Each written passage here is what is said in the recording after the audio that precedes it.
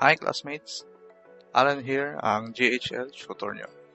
Ngayon, tuturuan ko naman kayo paano integrate ang Twilio sa mismong GHL sub-account. Pero bago ang lahat, ano ba ang Twilio at anong gamit ito sa system ni GHL? Kaya tara, discuss natin dito.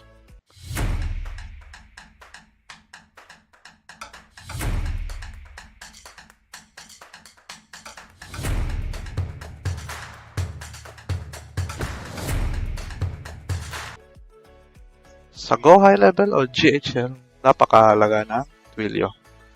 Dahil dito, ang nagbibigay daan para makapag-send at makapag-receive ng SMS at tawag diretso sa system ng GHL. Dahil dito, mas nagiging madali ang pagkikipag-ugnayan sa mga leads at customers mo. Halimbawa na lang, pwede kang mag-set up ng automated SMS reminders, follow-ups, o tawag na makakatulong para mas papadali ang proseso ng sales at marketing. Paano nga bang process para magamit ang Twilio? Halika, turuan kita sa tutorial. Ngayon, sabayan niyo ako classmates kung paano mag-install ng Twilio. Sa kaliwang menu, i-click ang App Marketplace. I-search natin ang Twilio at install ito.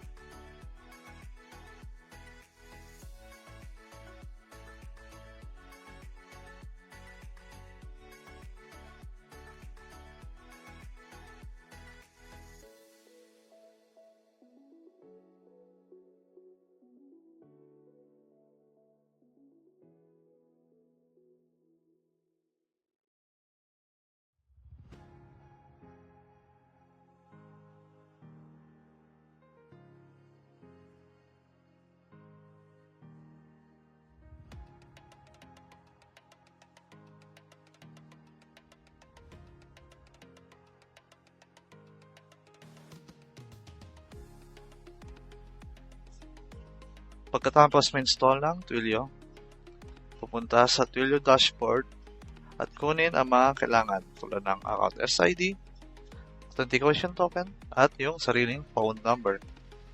Ngayon, ilagay ang inyong account SID, authentication token, at phone number mula sa dashboard papunta sa GHL system settings ng Twilio. Pagkatapos ma-install lahat, i-save ang settings.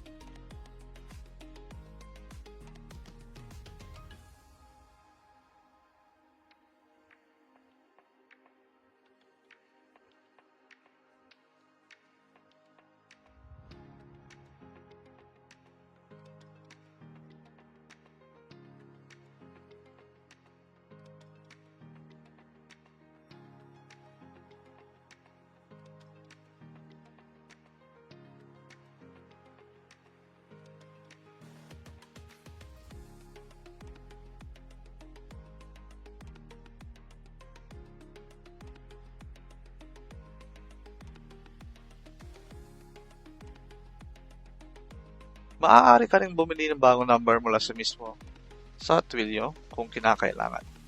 Dito mo makikita kung anong bansa ang kailangan mo para tumanggap at magpadala ng SMS. Nakalasta rin ang presyo sa kada SMS na ipapadala, magkano ang presyo ng sarili mong numero. So sa madaling salita, ang integration ng Twilio sa GHL ay parang paglalagay ng communication engine sa inyong CRM. Ito ang magbibigay ng mas mabilis at mas personal na paraan para makapag-ugnayan sa mga customers. Sa tamang setup, makakatulong ito para maging mas organized ang follow-ups at mas mataas ang chance na ma-convert ang leads tungo sa inyong sales. Salamat classmates sa susunod na tutorial.